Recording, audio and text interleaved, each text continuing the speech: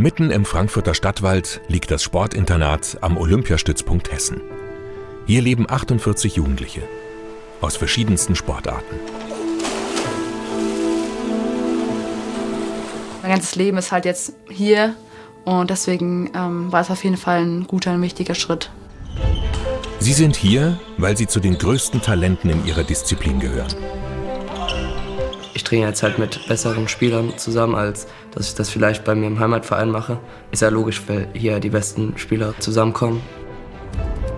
Die Jugendlichen lassen Eltern und Heimat hinter sich. Sie opfern vieles für die ganz großen Träume. 100% Olympiasieger, Weltmeister, Europameister, sage ich immer wieder. Ich muss nur gucken, dass das Training 100% passt und dann wird der Tag irgendwann kommen.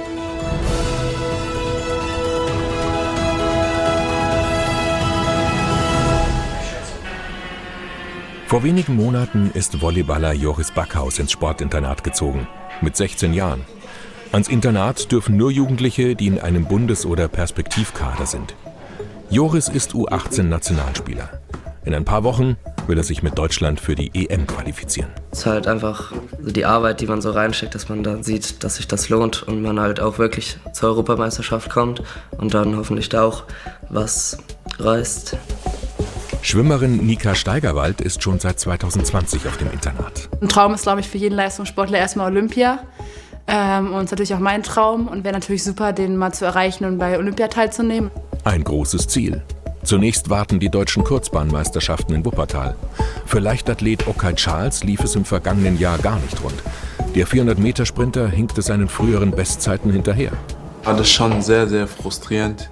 So, das fuckt auf jeden Fall ab. So. Ja, das ist das, was ich sagen kann. Es ist auf jeden Fall, da macht es im Moment keinen Spaß und man verliert auch die Motivation. Der 19-Jährige will zurück zur alter Form. Die hessischen Hallenmeisterschaften sollen der erste Schritt sein. Die Karriere von Okay Charles ging lange steil nach oben. Ein paar Sachen habe ich schon bewusst hier gemacht, zum Beispiel hier. Das war meine erste internationale Medaille mit der 4x400 Meter Staffel in Tallinn. Das war direkt meine erste internationale Teilnahme, da wurden wir direkt Dritter. Hier diese Urkunde, da wurde zum ersten Mal deutscher Meister über 400 Meter. Um neue Reize zu setzen, stellte er im vergangenen Jahr mit seinem Coach das Training um. Es funktionierte nicht. Die Laufzeiten und Ergebnisse des gebürtigen Saarbrückeners wurden immer schlechter. Das mit dem Training, was nicht so gut lief, das hat mich auf jeden Fall schon runtergezogen für ein paar Wochen, ein paar Monate, weil ich mir auf jeden Fall sehr viel vorgenommen habe, es dann aber nicht so umsetzen konnte. Aber mittlerweile habe ich es auch verarbeitet und gebe auf jeden Fall Gas im Training, damit alles gut läuft. Jetzt wird es Okay bei den hessischen Hallenmeisterschaften allen zeigen. Die Vorbereitung läuft. Er ist auf dem Weg zum Bundesstützpunkt der Leichtathleten. Der Vorteil, wenn man im Sportinternat wohnt: viele Trainingszentren liegen direkt um die Ecke.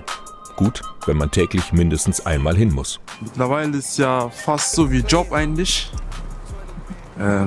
Also es ist in Ordnung. Ist in Ordnung. Ich muss mich dafür jetzt nicht quälen.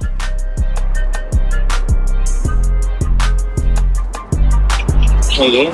Oder wo bist du? Auch schon. Oh, ich hasse so ziemlich. Aber machen wir mal gute Lieder, was uns beiden gefällt.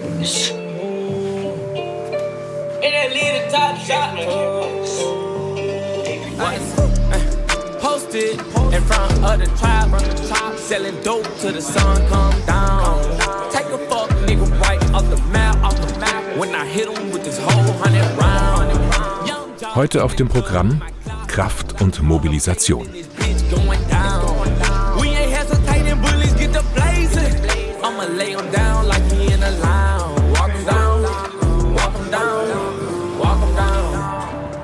Das harte Training, der einzige Weg zurück zur nationalen Spitze, da wo Okay in seinen Augen hingehört. Die Trainings geben den Takt vor beim Leben im Internat. Die 17-jährige Nika ist im Physiotherapietrakt, wenige Schritte von ihrem Zimmer. Ich gehe zu Physios, ich mache Stabi auch für mich alleine, weil ich halt weiß, wie wichtig es ist. Weil ich so oft umknicke und halt merke, wenn ich mehr Fußstabi mache, passiert das weniger. Und man muss schon viel im Hintergrund machen, was man im Vordergrund bei Erfolgen nicht sieht. Also da steckt viel dahinter. Und im Schwimmen gibt es auch mal Trainings, wo man halt nur lang schwimmt und einfach sich fragt, wann es endlich vorbei ist. Aber ich weiß halt, das gehört dazu. Und deswegen, immer wenn ich daran denke, dass ich halt, dass ich dann dadurch, wenn ich das mache, besser werde und schneller werde und dann wieder Spaß im Wettkampf habe, dann mache ich es halt einfach sehr gerne. Und ich denke mal, wenn man den Spaß immer dabei hat, dann macht man auch sehr viel gerne für den Sport, was nicht selbstverständlich ist. 48 Jugendliche wohnen im Sportinternat, aus verschiedenen Sportarten und Disziplinen. Für Einzelsportlerinnen wie Schwimmerin Nika ist es schwierig, neben dem Training und den Wettkämpfen auch noch ein Sozialleben zu haben. Eine der seltenen Chancen im Alltag, sich mal auszutauschen, das Mittagessen. Heute trifft sie zufällig Volleyballer Julian. Wir kommen halt von der Schule meistens immer und dann sind wir viele, die jetzt um 13 Uhr aus haben und dann gehen wir alle zusammen essen und meistens quatschen wir noch ein bisschen länger. Also eigentlich ganz cool, wenn man dann nochmal mit allen in Austausch ist und ja. Genau wie das Sportinternat gehört die Kantine zum Landessportbund Hessen. Natürlich kommt man hier eigentlich immer zu essen, aber man trifft halt immer irgendwelche anderen Leute aus dem Internat und dann kann man sich mal mit neuen Leuten austauschen und so. Also das ist eigentlich schon ein ganz guter Ort hier. Meistens vergleicht man irgendwie so seinen Trainingsalltag und so. Oder man spricht über irgendwelche Wettkämpfe oder so. Ja, wir haben ein Spiel ganz normal. Einmal in Langen und dann nochmal mit Friedrichshafen in Bühl, glaube ich. Ist das richtig? Ganz normales Spiel halt so. Aber ja, ein bisschen wichtig ist schon so, weil ich war ja auch bei Bühl in so einem Probetraining. Und da habe ich gut gespielt und da musste ich jetzt die Leistung so bestätigen. Nika ist mit 14 aus Aschaffenburg ins Internat gezogen. 3 Jahre später fühlt es sich an wie ein zweites Zuhause. Wir machen dann wirklich alles zusammen. Man geht mit den Essen zur Schule, man sieht sich so, man unternimmt auch mal was. Aber es ist halt schon, also ich lerne hier mit ein paar oder wenn ich eine Frage habe, dann gehe ich kurz hoch und klopfe mal oder wir quatschen mal oder so. Also schon familiär auch, würde ich sagen. Neben der Kantine gibt es noch einen Raum, in dem die Jugendlichen zusammenkommen und wo sie immer jemanden zum Reden finden. Es ist der Raum der Betreuer und Betreuerinnen. An diesem Tag hat Birte Bergener Dienst. Zum Nachhilfelehrer auf, das hat ja die Woche ganz gut geklappt. Viel Erfolg dabei, gell? Mach's gut, ciao, ciao. Also ich bin so der Typ, irgendwie die Athleten zu begleiten. Wie gesagt, ihnen einfach immer so ein bisschen Input mitzugeben. Wie gesagt, ich bin so im Thema Ernährung halt drin, deswegen auch vielleicht dieses Backen, halt da irgendwie auch ein paar gesunde Sachen einfach irgendwie mit reinzubringen. Und das ist so das, womit ich versuche, irgendwie auch die Athleten irgendwie so bei Laune zu halten, ihnen was Gutes zu tun. Das so, ich würde so ein bisschen immer auch sagen, so die Mutti des Ganzen. In der Adventszeit hat Birte kleine Päckchen für die Jugendlichen gemacht. Dass sie einfach auch so ein bisschen in das Weihnachtsgefühl reinkommen und einfach so eine kleine Aufmerksamkeit, weil sie halt in der ganzen Vorweihnachtszeit bei uns sind und dass sie dann einfach auch was Kleines, Schönes haben, was sie sich dann holen können. Die älteren Jugendlichen am Internat, wie Nika, sind oft sehr selbstständig. Aber die Jüngsten brauchen manchmal ein bisschen extra Betreuung. Das ist natürlich auch Athleten, die dann nach einem halben Jahr, gerade wenn sie relativ jung sind, dann sagen, es ist einfach zu viel noch, ne, der Schritt ist noch zu groß, wir haben zu sehr Heimweh und dann wieder gehen. Das ist aber tatsächlich die Ausnahme. Joris Backhaus ist noch frisch im Internat. Mit 16 ist er einer der Jüngsten. Für die Volleyballkarriere hat er sein Zuhause in Marburg-Biedenkopf aufgegeben. Warum ich her wollte, ist halt, weil ich besser werden wollte. Weil ich halt einfach viel mehr Training habe und halt auch in einem besseren Umfeld trainiere.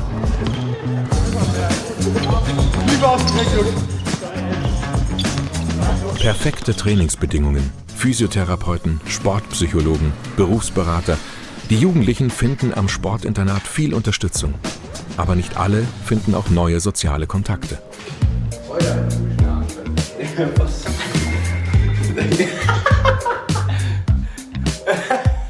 Für Joris als Mannschaftssportler ist das leichter. Philipp und Namensvetter Joris, 2 andere Volleyball-Neulinge am Internat, haben es sich in seinem Zimmer gemütlich gemacht. Joris, warum hast du deine Heizung echt dauerhaft auf 5? Hast du irgendwie Amphibien, die du halten musst oder so? Die war auf 5. Ich bin hier reingekommen, bin fast gestorben. Hast du Krokodile im Zimmer oder so? Die 3 Jungs teilen den Internatsalltag miteinander. Und auch sonst quasi alles. Hast du gerade Spray benutzt? Nee, dieses Puder, Haarpuder. Weil ich habe keins mehr. Das riecht doch nach diesem Sea-Salt-Spray, sag ich dir Das ehrlich. habe ich nicht benutzt. Ich habe nur dieses grüne Puder genommen. Frankfurt ist einer der wichtigsten Bundesstützpunkte für Volleyballtalente. Philipp ist aus Hamburg ins Internat gezogen. Wir machen halt meiste Zeit nichts, wenn wir kein Training, keine Schule haben. Bei uns halt, dann ist uns halt langweilig so und dann treffen wir uns halt irgendwo. Manchmal bei mir, manchmal hier. Ja, also ich meine, man hat ja jetzt nicht so Eltern, womit man immer reden kann. Also es sind schon Bezugspersonen, sage ich mal, weil man schon immer mit denen reden kann und alles. Also schon gut. Ist halt so, er ist mein bester Freund, deswegen ich komme immer zu ihm, egal was. Er hört mir zu, berät mich, muntert mich auf, passt halt auf mich auf, manchmal. Und ja, das würde ich sagen, so macht ihn aus. Neue Freunde finden? Check. Jetzt fehlt Joris nur noch ein bisschen Einrichtung, damit das Sportinternat endgültig zum zweiten Zuhause wird. Hier hinter mir wollte ich eigentlich noch so einen kleinen Schrank haben. Ich meine, wenn ich das dann habe, dann ist es auch ein bisschen voller hier und sieht nicht so leer aus. Deswegen würde ich mich dann bestimmt dann auch wohler fühlen noch. Also ich würde halt mein Zimmer eigentlich schon immer gern aufgeräumt. Es ist manchmal schwer aufgeräumt zu halten, wenn ein paar Leute da sind. Heute bleibt es ordentlich. Das Chaos findet später bei Philipp statt.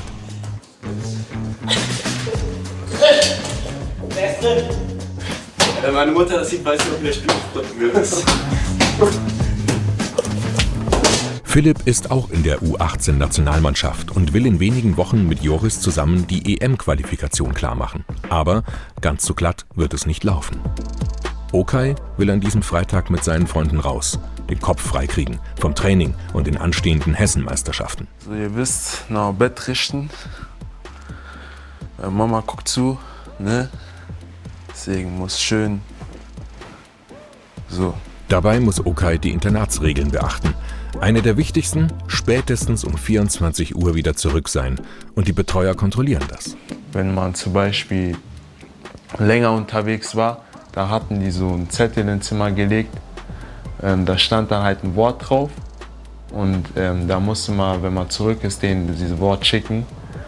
Ja, damit die genau kontrolliert haben, dass man auch wirklich zurück ist, damit man die nicht dribbelt oder so. Ja. Schummeln möglich. Hat Okay aber nie gemacht, sagt er. Schwer, weil ich habe immer mein Zimmer abgeschlossen. So. Deswegen, ich konnte jetzt nicht zu meinen Nachbarn sagen, ey Bro, guck mal mein Zimmer, so, was steht da auf Zettel drauf. Also, weiß ich meine, deswegen. Ich muss sagen, auch wenn ich schon so Entertainer bin und man von mir denkt, dass ich viel Quatsch mache, ich viel Scheiße baue und so, ich habe mir schon nicht so viel wie nennt man das? Also ich habe noch nicht so viel Scheiße gebaut, weil ich habe seit ich hier bin noch keine Abmahnung oder so. Auf jeden Fall. Deswegen hatte ich mit den Regeln hier jetzt, würde ich sagen, nicht so viele Probleme gehabt. Und das ist auch besser so. Ja, ein guter Kollege von mir, der war Volleyballer, der musste leider gehen. Der hatte 3 Abmahnungen. Ja, das war halt blöd. Und noch ein anderer, der musste auch gehen, weil er 3 Abmahnungen hatte. Aber also, wenn man sich nicht an die Regeln hält, dann muss man leider auch mit sowas rechnen. Okay macht sich auf den Weg. Obwohl er 19 Jahre alt ist, muss er sich bei den Betreuern abmelden, bevor er das Internat verlässt.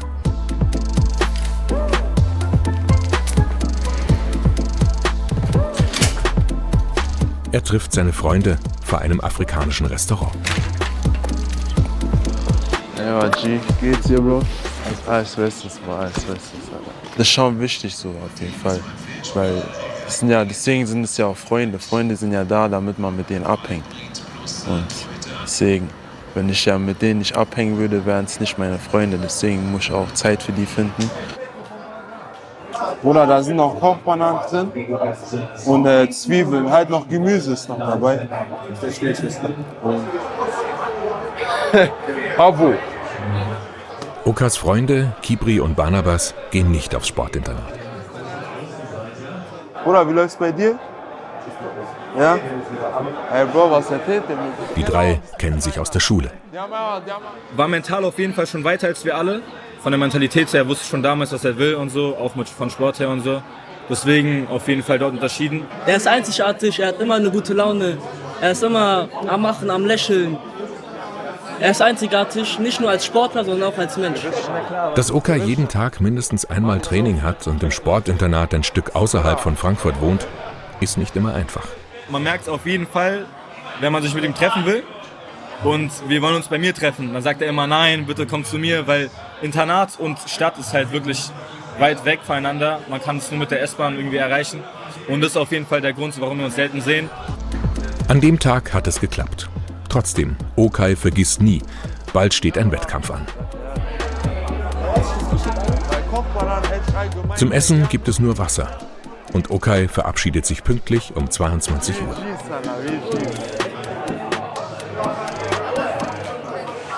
Bei Nika wird es langsam ernst.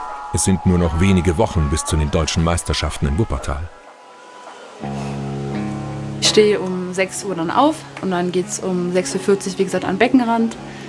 Und da wird dann aufgewärmt. Um 7 Uhr geht es dann ins Wasser. Ja, also klar, es ist jeden Morgen früh und ich würde jeden Morgen noch ein bisschen länger gern schlafen, weil um 6 Uhr morgens stehe ich einfach ungern auf.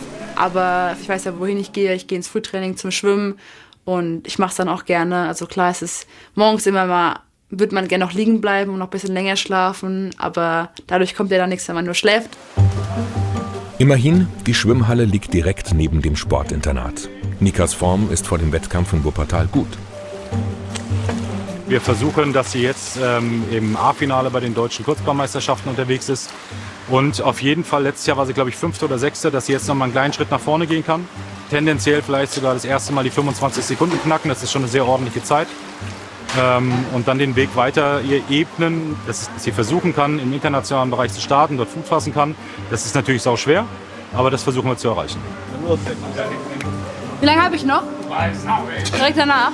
Das harte Training, ganz in Nikas Sinne. Das war jetzt noch 5-mal, also dasselbe. Ich bin halt der Typ, der einfach super schnell einfach voll schwimmt. Ist dann jetzt 35 Meter 100% und der Rest war 90%. Und war ganz gut eben und das macht mir viel mehr Spaß. Nika und ich, wir kennen uns tatsächlich schon sehr lange, jetzt fast seit 2014 oder 2015. Da habe ich sie kennengelernt als kleines Mädchen. Und meine sportliche Einschätzung ist auf jeden Fall, dass sie eine unglaublich athletische Sportlerin ist. Und dass wir versuchen müssen, da das Optimum rauszuholen, dass sie ihre Kraft, die sie besitzt, auch voll ins Wasser bringt. Da hast du ein bisschen im Tempo wieder aufgenommen, was du verloren hattest beim Start. Dann 17,4 und 26,2. Warum bist du langsamer?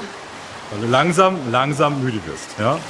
Ja, teilweise sehr aufgedrehter Typ, größtenteils sehr fokussiert. Auch so, dass sie was erreichen will. Sie fragt sehr, sehr viel nach. Ja? Manchmal müsste man sagen, Nika, jetzt auch mal schwimmen, nicht so viel fragen. Abends steht eine Einheit für Rumpfstabilität auf dem Programm. Die Zeit im Schwimmbecken war dagegen eher der entspannte Teil in Nikas Trainingsalltag. Die Masken erschweren das Atmen, um den Trainingseffekt zu verbessern.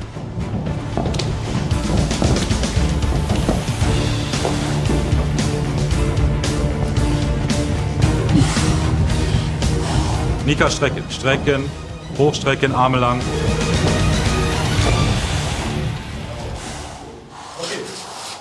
Nach dem Training müssen wir den Raum verlassen.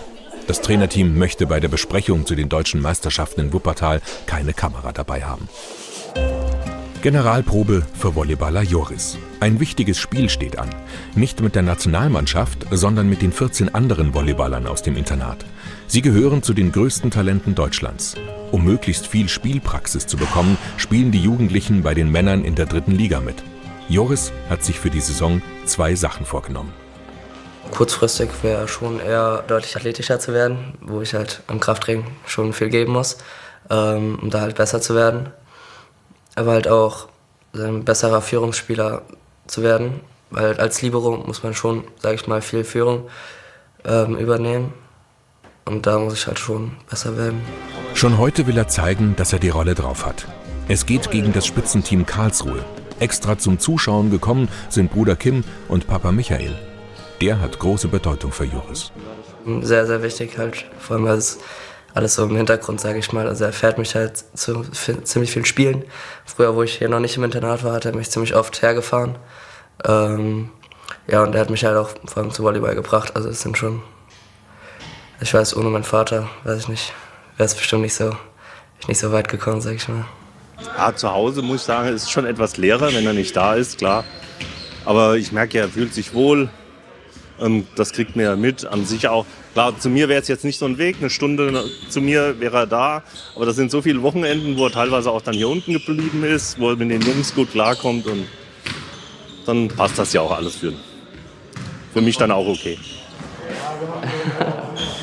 Meine Eltern sind halt getrennt und deswegen, wo ich halt bei meinem Vater wohne, ist ja logischerweise, kann mein Vater mich mal unterstützen. Aber also, sag ich mal, in den Aspekten, wo mich meine Mutter unterstützen kann, hat sie mich schon unterstützt. Ja, wie gesagt, wenn ich so abends oder nach dem Spiel aufs Handy gehe und dann halt sehe, dass meine Mutter mir schreibt, so gutes Spiel und sowas, Glückwunsch, wenn wir gewonnen haben, zum Beispiel, ist halt schon ganz cool. Joris spielt eigentlich jedes Wochenende. Enge Taktung. Die Vorbereitungen laufen immer ähnlich ab. Also ich habe halt einfach so bis 10, glaube ich, geschlafen und dann habe ich mich mit Philipp, habe ich halt ein bisschen was mit ihm gemacht, aber dann zusammen mit ihm gekocht, aber wirklich mehr habe ich noch nicht gemacht. Vielleicht auch ein bisschen was für Schule habe ich noch gemacht. Ja. Was gab's für mit? Nudeln mit Pesto. Einfach aufs Feld stellen geht nicht. Die Muskeln müssen gedehnt, der Körper aufgewärmt werden. Akklimatisierung an den Gegner. Der Tabellendritte Karlsruhe. Joris kann heute noch mal zeigen, was er drauf hat, auch im Hinblick auf die nahende EM-Qualifikation mit der U18-Nationalmannschaft. Sein Trainer am Internat ist gleichzeitig der Trainer des deutschen Teams. Schon ein großes Talent, ein kluger Spieler und ja, ist ja nicht umsonst auch Nationalmannschaft in Libero und so weiter. Also das macht er schon ganz gut. Als Libero ist Joris Spezialist für Annahme und Abwehr. Ein entscheidender Spieler, vor allem gegen ein Spitzenteam wie Karlsruhe. Für unser Spiel überlegen, was machen wir da. Ja? Sonst Karlsruhe ist wie jedes Mal in der dritten Liga irgendwie eine erfahrene, ältere Mannschaft, ja? Und wo wir versuchen, die zu ärgern und da gut zu spielen, um die zu schlagen. Ja? Dass wir nochmal so ein bisschen überlegen, wann spielen wir mutig und dann ist der Fehler gar kein Problem und dann ist das okay. Ja? Also das, was wir viel jetzt gesprochen haben, wie gehen wir mit Fehlern um und so weiter. 1, 2, 3, Frankfurt! Gegen den Favoriten aus Karlsruhe gewinnen Joris und sein Team die ersten beiden Sätze. Noch einer, dann wäre die Sensation perfekt.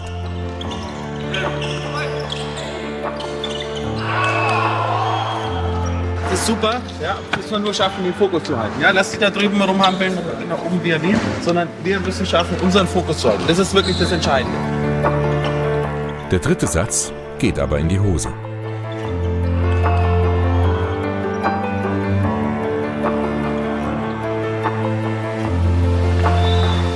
Die Jungs nervös? Nein, die Internatsvolleyballer holen sich überraschend den Sieg.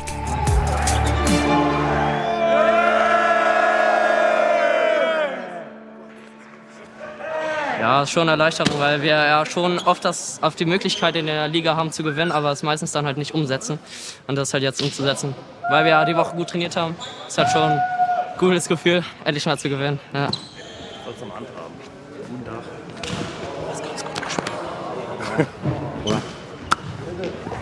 Jetzt sollst du mal umdrehen. Papa Michael hat früher selbst Volleyball gespielt und ist stolz auf Joris. Ja, war ein tolles Spiel. Der junge Mann hat auch ganz gut gespielt. Da ist der Vater zufrieden.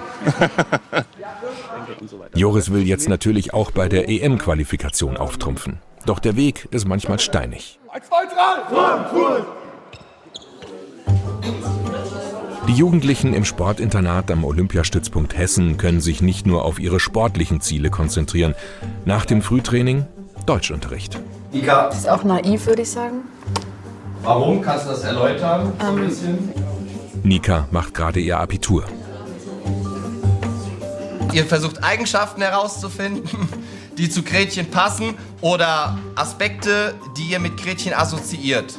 Okay? 5 Minuten, gerne in Partnerarbeit, einfach in Stichpunkten. Let's go.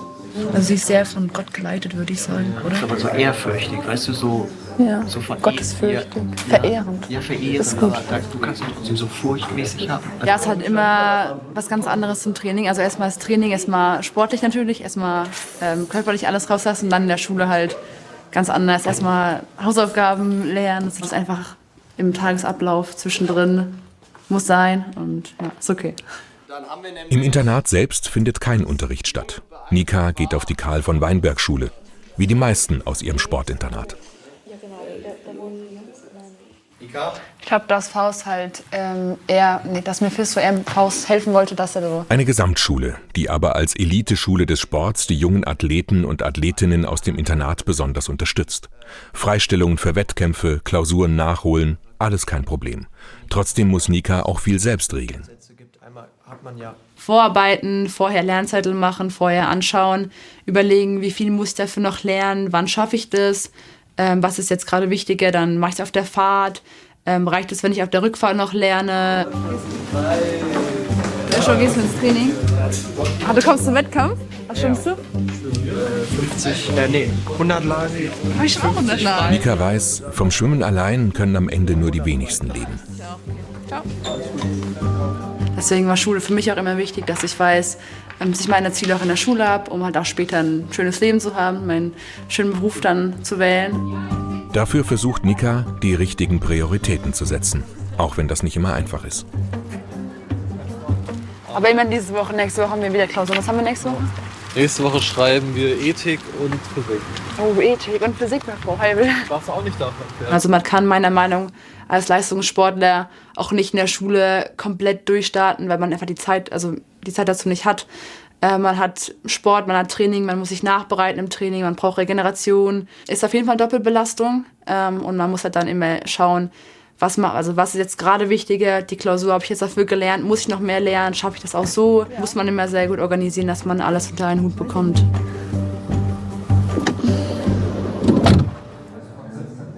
Okay Charles ist einer der wenigen, der nicht auf die Karl-von-Weinberg-Schule geht.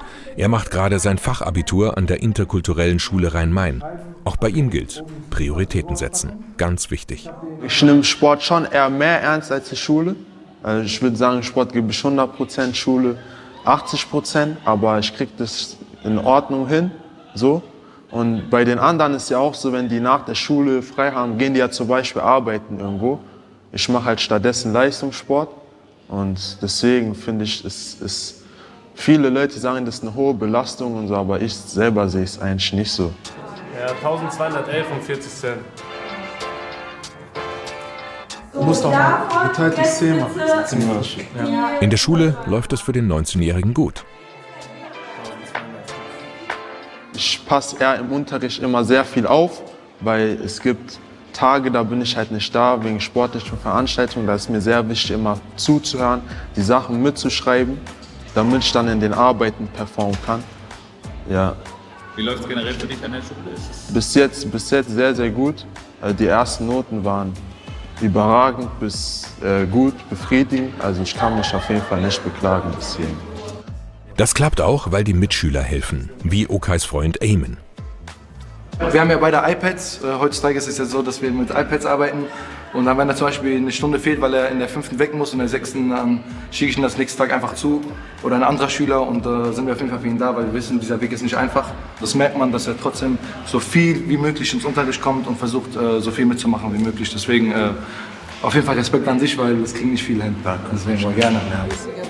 Auch die Lehrer wissen, dass Okay im Sportinternat ist und neben der Schule sehr viel Zeit für Training drauf geht. Ja, okay. Da mach ich es auch so. Okay. Bis morgen, Herr Altwissen, ja? Auch heute darf Okay früher gehen. Neidisch ist da keiner. Guten Appetit. Immer teilen, ihr wisst doch. Immer teilen.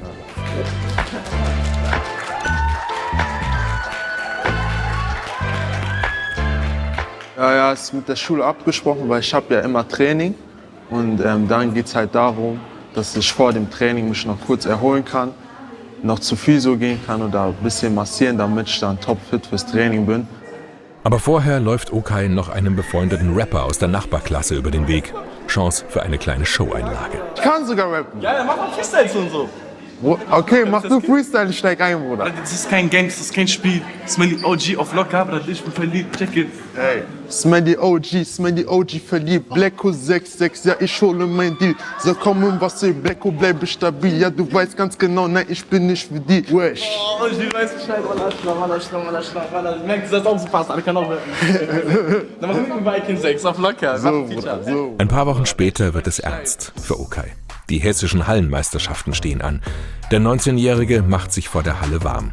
Er wird über die 600 Meter starten. In der Leichtathletik eine selten gelaufene Distanz. Es ist sein erster Wettkampf 2024. Also man ist schon aufgeregter, als wenn man zum Beispiel 5 Wettkämpfe davor hätte. Deswegen ist man schon, ich würde nicht sagen richtig nervös, aber man ist auf jeden Fall angespannt. Also eine positive Vorfreude auf jeden Fall. Okay will die 600 Meter in 1 Minute 18 laufen. Das hat er vor wenigen Wochen im Trainingslager geschafft. Ob er das wiederholen kann? Das werden wir heute sehen. Das kann ich jetzt noch nicht sagen, weil es der erste Wettkampf ist und dann kann man, in der Leichtathletik ist es ja so, anhand von der Zeit kannst du schwarz auf weiß erkennen, ob es gut war oder nicht. Und das zählt nicht das, was im ersten Wettkampf passiert, sondern was bei den Höhepunkten passiert. Verstehst du, wie ich meine?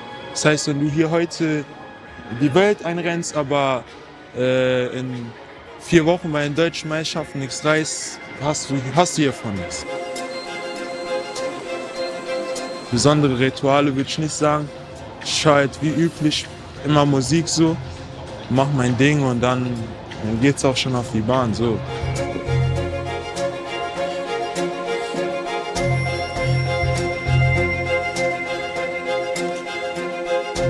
Auf die Plätze.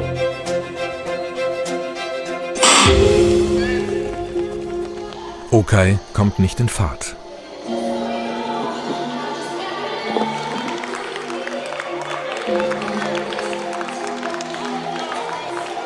Und kann sich am Ende der 600 Meter auch nicht steigern. Es wird nicht die Zeit, die er laufen wollte.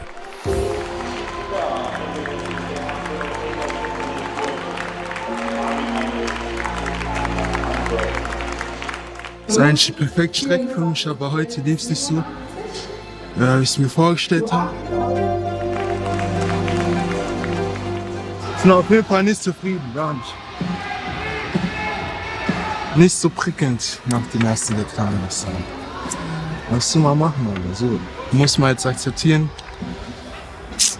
Tut weh, weil nach schlechten Wettkämpfen kann ich nie gut schlafen, so. Was soll man sagen? Nach dem Lauf Laktattest für Okay. Ihm wird ein wenig Blut am Ohrläppchen abgenommen. Dabei trifft er die Konkurrenten nach seinem Lauf. Wie schnell? 1 Minute 18 wäre Okay auch gerne gelaufen. Die Hallensaison, wenn die nicht gut ist, wenn ich das erste Mal wie die Hallensaison nicht gut, da gebe ich Gas für Sommer, damit es im Sommer besser wird. Die wichtigen Wettkämpfe kommen noch. Und wenn der 19-Jährige etwas kann, dann ist es, nach Rückschlägen wieder aufzustehen. Nika ist in Wuppertal angekommen. Hier wird die 17-Jährige gegen die besten Schwimmerinnen des Landes antreten, bei den deutschen Kurzbahnmeisterschaften.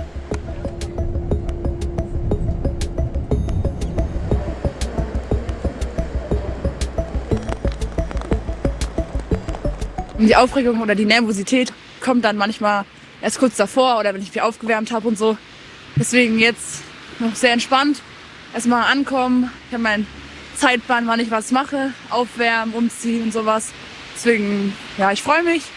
Aber das richtige Feeling kommt erst noch, wenn in der Halle dann ist. Ja. Zuerst muss Nika den Vorlauf überstehen. Nur wenn sie unter den 8 Schnellsten ist, kommt sie ins A-Finale. Für Nika eigentlich eine Pflichtaufgabe.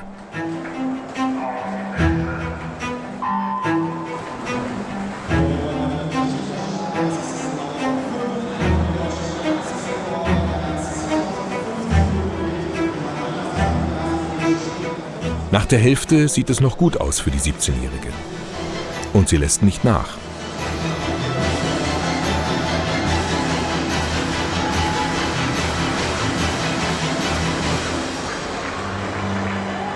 Am Ende reicht es locker für das Finale. Alles läuft nach Plan.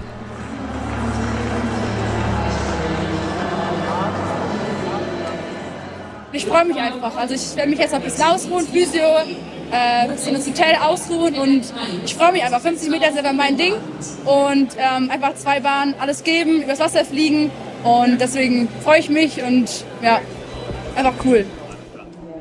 Das Ziel? Platz 5 und eine Zeit unter 25 Sekunden. Jetzt sind es noch 1,5 Stunden bis zu ihrem Start im großen Finale über die 50 Meter Freistil. Gute Vorbereitung und Konzentration sind jetzt entscheidend. Und dementsprechend wird das jetzt schon so sein, dass sie sich jetzt Gedanken macht und ein bisschen aufgeregt ist. Und das versuchen wir jetzt optimal zu kanalisieren. Ja, also dann, wenn man merkt, sie redet ein bisschen mehr, dann ist sie auch aufgeregter. Und dementsprechend versuchen wir das jetzt in die richtigen Energien zu leiten. Ja. Kurz vor dem Wettkampf. Alle Konkurrentinnen auf wenigen Quadratmetern, bevor sie aufgerufen werden.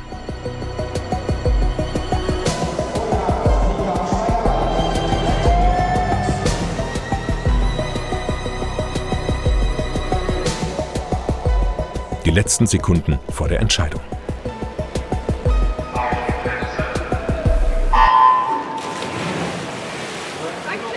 Nika schwimmt um die deutsche Meisterschaft.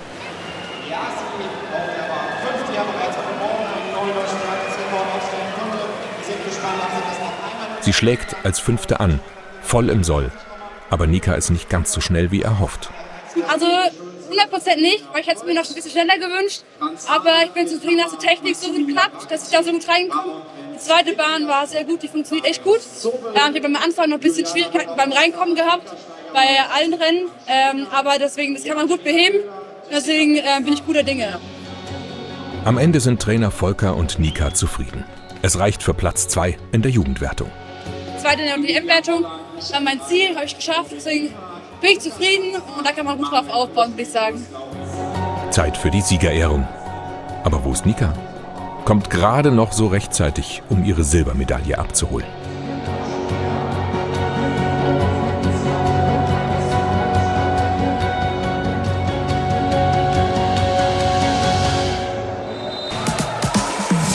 In Frankfurt steigt jetzt auch die Spannung. Quali für die U18-Europameisterschaft der Volleyballer.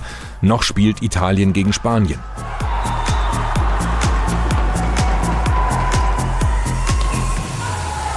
Die Stimmung in der Halle elektrisch. Es ist total schön, mal hier in Deutschland endlich mal irgendwas Internationales zu spielen und ja, macht einfach mega Spaß. Deutschland spielt an diesem Abend gegen Frankreich. Mit einem Sieg würden sie einen riesigen Schritt in Richtung EM machen. Die Spieler laufen ein. Alle. Bis auf Joris. Er steht auf der Tribüne. Der 16-Jährige hat sich im Trainingslager mit der Nationalmannschaft verletzt. Ja, am rechten Ellenbogen, das ist halt ja, so ein stechender Schmerz. Ist halt, da sammelt sich halt Flüssigkeit im Knochen. Aber dagegen kann man auch nichts machen, da muss man einfach drauf warten, bis es dann wieder weg ist. Ich glaube, das ist ein bisschen durch Überbelastung passiert. Also halt mit einer Ballmaschine habe ich halt oft abgewehrt und da ist mein Arm ein bisschen in die Überstreckung gekommen. Es war ein Schock, wenige Tage vor dem Qualifikationsturnier. Ja, ich war schon sehr gefrustet, aber ich habe mich dann halt dafür entschieden, also nicht zu lange traurig zu sein, weil ich meine, es bringt jetzt nichts, ob ich dann traurig bin, weil es sich eh nicht lohnt, weil es bringt mir ja nichts, jetzt die ganze Zeit rumzuheulen, sage ich mal. Deswegen unterstütze ich halt das Team jetzt von außen und gebe mein Bestes einfach. Trotzdem, als die Diagnose feststand, musste der Trainer von Joris erstmal Aufbauarbeit leisten. Ja, ich denke, das war schon sehr schwierig, weil es ist ja auch immer was, worauf man hinarbeitet und viel dafür investiert und dann da wegen Verletzung nicht dabei zu können, ist immer bitter. Aber es ist halt leider auch das Leben und dann muss man schauen, dass man das Beste daraus macht. Joris geht auf der Tribüne voll aus sich raus. Ja, ich meine, das ist halt jetzt das Mindeste, was ich tun kann und da gebe ich halt mein Bestes dabei. Aber ohne ihn in der Aufstellung hat Deutschland große Probleme gegen die Franzosen. Ich würde lieber auf dem Feld stehen, aber jetzt so von außen zuzugucken, das ist halt natürlich schon doof. Das deutsche Team verliert deutlich gegen Frankreich. Ärgerlich. Aber es gibt eine zweite Chance. Die deutschen Jungs können in der nächsten Qualifikationsrunde, quasi im Nachsitzen, noch die EM-Teilnahme klarmachen. Bis dahin wird auch Joris wieder fit sein.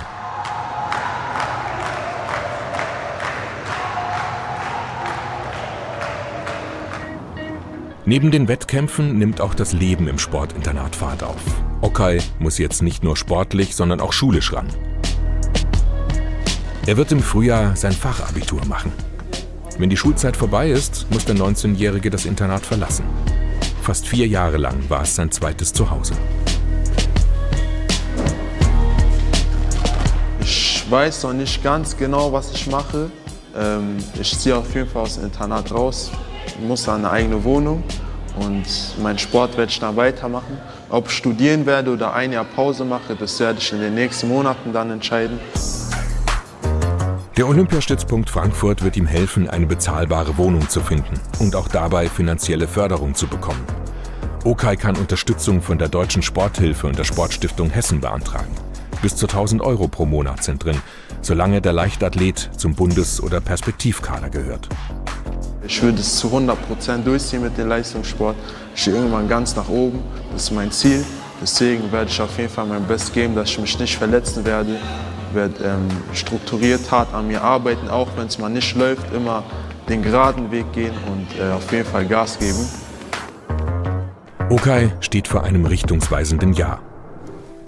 Joris' Zeit am Sportinternat hat dagegen gerade erst begonnen. Die Jahre hier, gemeinsam mit seinen Teamkollegen und Freunden, sollen die Grundlage werden für eine helle Zukunft.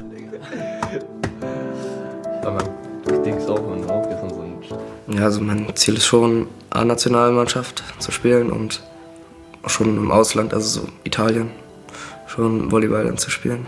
Im Ausland ist halt das Niveau deutlich besser und dementsprechend verdient man da auch viel mehr Geld. Joris kämpft sich nach seiner Verletzung langsam zurück. Bei der nächsten Qualifikationsrunde für die EM will er wieder auf dem Feld stehen und weiter an sich arbeiten.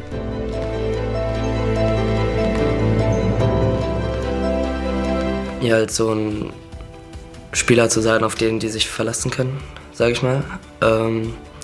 Und halt, sage ich mal, wenn ich, ja wie gesagt, in der Annahme etwas sage, dass halt jeder auf mich hört und sich darauf verlässt, dass das die richtige Entscheidung ist.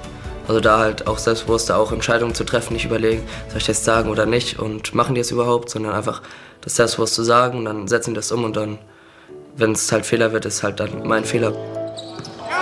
Mit kleinen Schritten zum Führungsspieler. Joris will die Zeit im Internat nutzen, um als Sportler und als Persönlichkeit zu wachsen.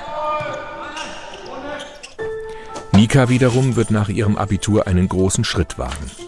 Über den Atlantik in die USA. Dort wird sie ab August an der Florida State University studieren. Und schwimmen.